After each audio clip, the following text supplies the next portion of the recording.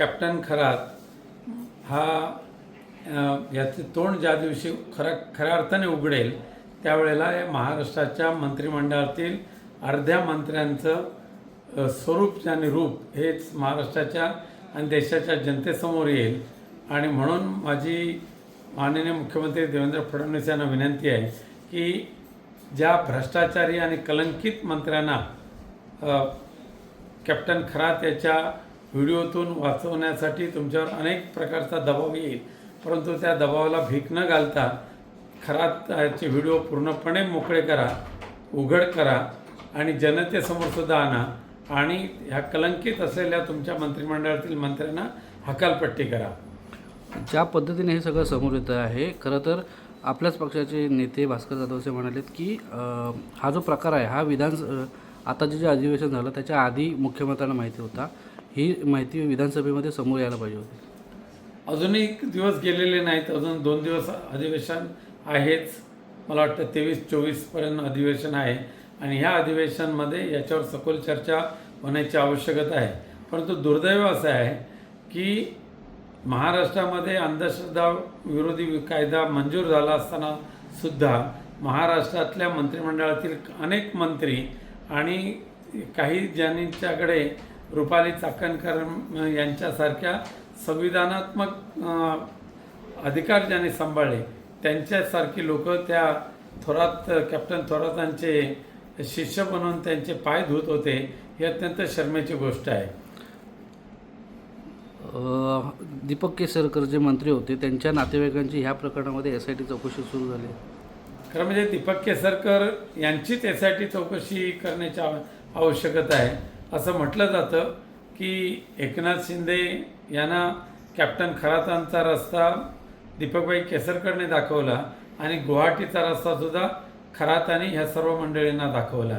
त्यामुळे भ्रष्टाचारी आणि अत्यंत कलंकित असलेल्या कॅप्टन खराताच्या जाळ्यामध्ये जे मंत्री आहेत किंवा कॅप्टन खरातांच्या सेवेमध्ये जे मंत्री मग्न झाले होते त्या सगळ्यांची मंत्रिमंडळातून हकालपट्टी होण्याची आवश्यकता आहे।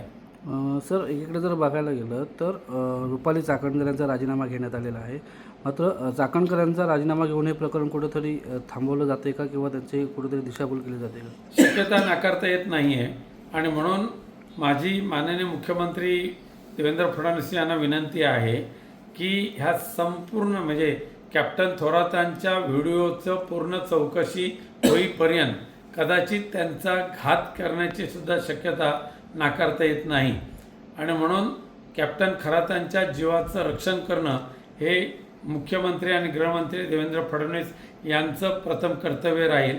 कारण कॅप्टन खरातांच्या कडून पोलीस ज्या वेळेला एक वेगवेगळ्या नेत्यांची भांडाफोड करतील त्यावेळेला ह्या नेत्यांकडून कॅप्टन खरातांना सुद्धा संपवलं जाईल अशी मला भीती आहे।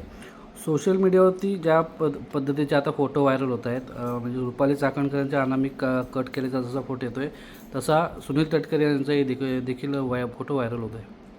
केवळ फोटो व्हायरल झाले म्हणजे ते त्याच्यामध्ये इन्व्हॉल्व झाले असं होऊ शकत नाही, पण प्रत्यक्षात म्हणजे पाद्यपूजा करणारी मंडळी त्यानंतर अशोक खरातच्या ह्या व्हिडिओमध्ये इन्व्हॉल्व झालेली जी मंडळी आहेत यांचा शोध घेऊन त्यांची हकालपट्टी त्यांच्यावर कारवाई करण्याची आवश्यकता आहे।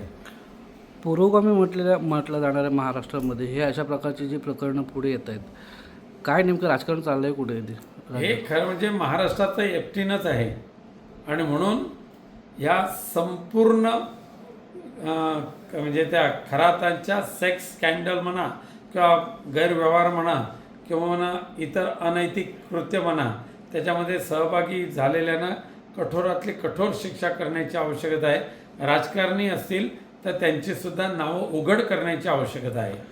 आत्तापर्यंत विविध पुढाऱ्यांची नावं पुढे येत आहेत, नेत्यांची नावं पुढे येत आहेत, पुढे जाऊन तुमच्या पक्षाचं एखाद्या नेत्याचं नाव आलं तर तुमची काय भूमिका असणार? नाही, खरातांच्या सेवेशी जे मग्न झालेले असतील आणि त्यांच्या कारनाम्यामध्ये जे सहभागी असतील त्या सगळ्यांची त्या पक्षातून हकालपट्टी नव्हे तर समाजाने सुद्धा त्यांना बहिष्कृत करण्याची गरज आहे।